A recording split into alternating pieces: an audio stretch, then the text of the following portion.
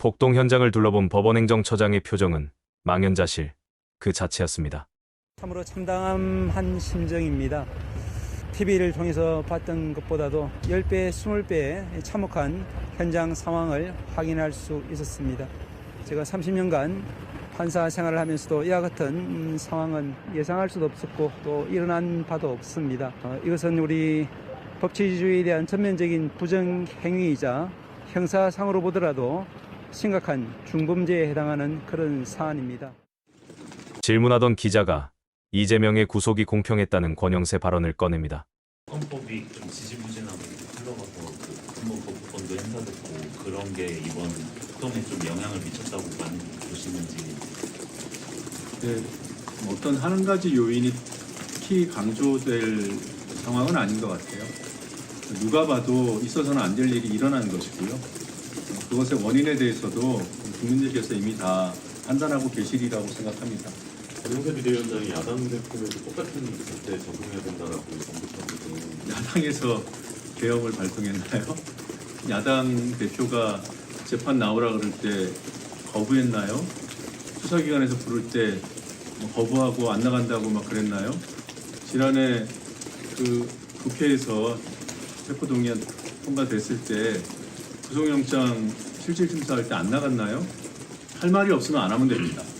어거지로 마치 그럴듯해 보이는 얘기들로 물타기를 하면 안 되죠. 내란 수계, 윤석열의 체포가 늦어진 결과로 내란 공범들은 폭동을 유발할 세력을 모을 수 있었고 폭동이 일어나도록 부추기는 분위기를 윤석열과 변호사들 그리고 국민의힘은 조직적으로 만들었습니다.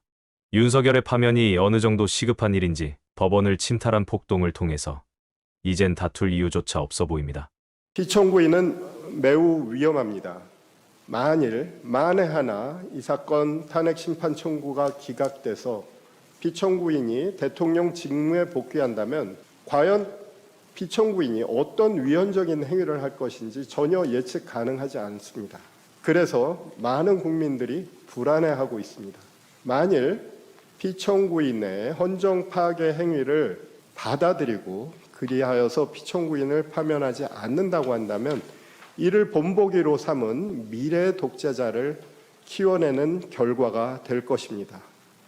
피청구인은 우리 국민이 가까스로 이룩해 놓은 대한민국의 민주주의 헌정 질서를 50년 이전으로 후퇴시켰습니다. 그는 민주공화국을 배신하였습니다. 그가 대한민국 헌정 질서에 남긴 상처는 오랫동안 지속될 것입니다. 그로 인한 갈등과 혼란 역시 우리를 계속해서 괴롭힐 것입니다. 우리는 민주주의 상처를 치유하고 법치주의를 다시 일으켜 세워야 합니다. 그래서 피청구인을 대통령직에서 파면해야 합니다. 그것이야말로 대한민국의 상처 입은 헌정 질서를 정상으로 회복하는 가장 중요한 첫걸음이 될 것입니다. 결론입니다. 피청구인에 대한 탄핵 심판 청구는 충분하게 이유 있는 경우로서 반드시 파면할 필요가 있습니다. 헌법재판관님들의 지혜롭고 공정한 판단을 간곡하게 부탁드립니다. 감사합니다. 박은정 의원님 질의하세요. 네, 질의하겠습니다. 법원행정차장님, 공수처의 수사권 관련해서 질의 못하겠습니다. 위원장님, 본인이 이래라 저래라 의원들의 발언에 가이드를 제시하지 마세요. 네? 자, 송석준 의원님은 회의를 방해하거나 질서를 어지럽혔다고 판단이 되므로 1차 경고합니다. 다시 이 같은 일이 벌어지면 퇴장 내지 발언권을 중지하겠습니다. 네, 차장님. 공수처의 수사권 관련해서 법원에서 지금 5차례에 걸쳐서 적법성을 인정했습니다. 먼저 체포영장이 발부될 때와 체포영장에 대해서 피의자가 이의 신청할 때와 체포영장에 대한 연장에 대해서 또 서부법원에서 또 발부를 할 때와 체포적부심에 대해서 서울중앙지방법원에서 판단을 할 때와 구속영장이 최종적으로 발부가 됐습니다. 그러니까 공수처의 수사권이 없고 불법하다면 법원에서 이 모든 영장 발부와 적부심과 이 모든 것에 대해서 법원이 제동을 걸었을 것입니다. 그럼에도 불구하고 지금 법원에서는 영장 발부와 이의 신청과 영장 연장과 그다음에 체포 적부심과 구속영장에 이르기까지 모두 공수처의 수사권, 영장을 모두 인정했습니다. 맞습니까? 맞습니다. 그럼에도 불구하고 지금 국민의힘에서 공수처의 수사권 운운하면서 하는 것은 이것을 계속해서 법원을 인정하지 않는 법원에 어제 침입한 폭도들과 같은 인식 수준이라고 저는 생각을 합니다. 그리고 법무부 네네. 장관 대행님, 네. 아까 답변을 이상하게 하셨는데요. 법원을 인정 안 하시는 건가요? 공수처의 수사권 관련해서요? 아닙니다. 법원의 수사권 인정한 영장이 적법하게 발부됐다는 거 인정하시나요? 네, 그렇습니다. 그래서 현재 상태를 말씀드리면 공수처가 수사권이 있는지 없는지 여부를 둘러싼 논란이 있는데 현재까지 시점으로 법원의 봤을 영장은 모두 때는 적법했죠. 예, 현재 잠정적인 판단은 그리고 이제 인정했습니다. 법원. 제가 법을 알려드릴게요. 공수처법 2조 4호 라호에 의하면 고위공직자 범죄 수사 과정에서 인지한 그 고위공직자가 직접 관련성 있는 죄를 범했다면, 그리고 그 해당 공직자가 직접 범한 죄라면 그 공수처법에 따라서 수사권이 인정이 됩니다. 맞습니까? 네, 그렇습니다. 그렇다면 이 사건 헌법상 대통령 내란에 대해서 수사 가능합니다. 기소가 가능하니까 수사가 가능하겠죠. 맞습니까? 네. 당연히 공수처에서 수사가 가능한 범죄입니다. 수사권이 있기 때문에 법원에서 5차례에 걸쳐서 영장이 발부가 되었습니다. 그런데 계속해서 수사권 논란을 운운하는 것은 어제 법원에 침입한 폭도들과 같은 인식 수준이라고 저는 생각을 합니다. 법무차관님, 네. 김성훈 경호차장 영장 기각했습니다. 맞습니까? 네. PPT 올려주세요. 이거 영장 기각한 거 영장을 반려했다고 지금 언론에 반려가 뭡니까? 영장 제지한 겁니까? 반려가 뭐예요? 영장을 다시 하라는 거예요? 아니면 아예 영장을 하지 말라는 겁니까? 제가 알기로는 영장 신청에 대해서 기각한 것으로 알고 있습니다. 그러니까 기각이라고 해야지 왜 반려라고 해요? 언론 보도에 왜 그렇게 썼습니까? 왜 그렇게 언론 플레이를 하니까 반려라고 하는 거죠? 영장을 왜 기각합니까? 다음 거 보여주세요.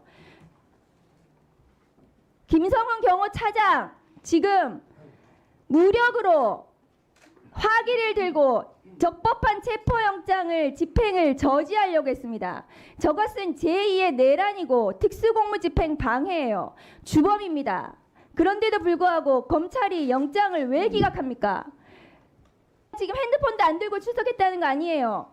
저런 영장을 발부를 해야지 되는 거지.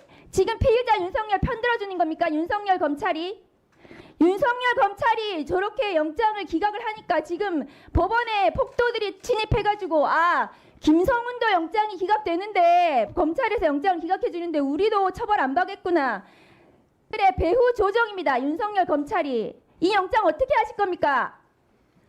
경찰의 신청한 영장에 대해서 담당 검사가 그 해당 기준에 담당 따라 판단한 검사요. 것으로 알고 있습니다. 이거 대검에서 지휘한 거 아닙니까? 심우정 검찰총장이 지휘한 거 아니에요. 대검 어디서 지휘했습니까? 대검 형사부에서 지휘했습니까? 어디서 했습니까? 이 구체적인 그 경위에 대해서 제가 알 수는 없는데 제대로 알아보고 오늘 출석을 해야죠. 법무차관이. 기본적으로 이 부분은 해당 검사가 해당 검사 법과 기준에 혼자서 저 따라서 영장을 기각했다는 거예요. 대검에서 이 영장 기각에 대해서 지휘 안 했습니까? 윤석열 검찰이 윤석열 편들어서 지금 기각한 거 아니에요. 제가 알기로는 대검 형사부에서 지휘했습니까? 어디에서 지휘했습니까? 이 검사의 구체적인 결정에 대해서 대검에서 구체적인 지휘가 있었다라고는 알고 있지 않습니다. 대검 지휘에 대해서 확인해 보시고 보고하세요. 대검의 심우정 검찰총장, 대검 형사부장이 지휘했는지, 대검 형사과에서 어떻게 이 영장 기각하라고 지휘했는지 법무부에서 확인해서 보고하십시오. 네, 알겠습니다. 이 사건은 법원이 파괴된 사건이에요. 제2의 내란이고 소요에 해당합니다. 소요라는 것은 뭐냐면 다중이 위력으로 손괴한 경우에는 소요에 해당합니다. 징역 1년 이상이고 벌금 1,500만 원까지 할 수 있는 범죄예요. 소요에도 해당하고 특수, 손괴, 공용물 손상 등등 이 굉장히 중대한 범죄예요. PPT 올려주세요. 이러한 법원의 폭동 행위에 대해서 서부지법이 저렇게 파괴가 됐어요. 이거 김성훈 영장 기각해서 이렇게 된 거예요. 검찰에서. 김성훈 영장 기각하니까 이 폭도들이 이렇게 하라고 한 겁니다. 검찰이 배후 조종자들이에요. 검찰이 봐줬기 때문에 무기를 들고 법원의 적법한 체포영장 집행을 방해해도 된다. 저지해도 된다. 윤석열을 지키자. 마지막 윤석열에 대한 중성입니까? 윤석열 검찰 그렇게 하면은 없어집니다. 가루도 안 남을 거예요. 다음 거 보여주세요. 이러한 법원의 폭도 행위에 대해서 지금 어떻게 했습니까? 권성동 원내대표 경찰이 과잉 대응했다. 윤상현 의원 아까 말씀드렸죠. 김민전 백골단을 국회에 데리고 왔습니다. 백골단 저 폭동 행위에 가담했을까요? 안 했을까요? 국회에 백골단을 끌고 오는 국회의원이 있습니까? 조비수 의원 저항권 행사라고 했습니다. 저항권 행사가 어떻게 법리적으로 폭동을 뒤에서 배후 조정한 것입니다. 뒤에 보여주세요. 조용히 하세요. 조용히 하세요. 조용히 하세요. 정강훈 목사 어떻게 얘기했습니까? 조용히 하세요. 석동현 변호사 징계해야 됩니다. 대한변협에서 지금 폭동에 대해서 뒤에서 저렇게 얘기를 하고 있어요. 뭐라고 얘기했습니까? 석동현 변호사에 대해서 반드시 법무부 차원에서 검토하십시오. 이 모든 것이 배후 조정입니다. 이 법원이 파괴된 행위, 내란 행위에 대해서 법무부 차원에서 조치를 하시기 바랍니다. 이상입니다. 네. 드리지 않겠습니다.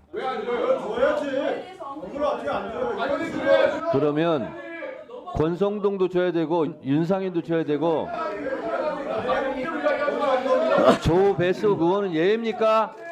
얘가 무슨 관계예요? 지금 앞에서 지금 의원을 실명이 아니 국민의힘 의원님들 난 참 이상한 게 권성동 얘기할 때는 조용히 있다가 조배숙 얘기하니까 벌떼처럼 들고 일어나요. 이 자리에 있든 없든 그런 말을 했다면 질의의 대상이 돼요. 신상 발언은 드리지 않겠습니다. 편파적이 아니라 대단히 중립적이고 공정하게 하고 있어요.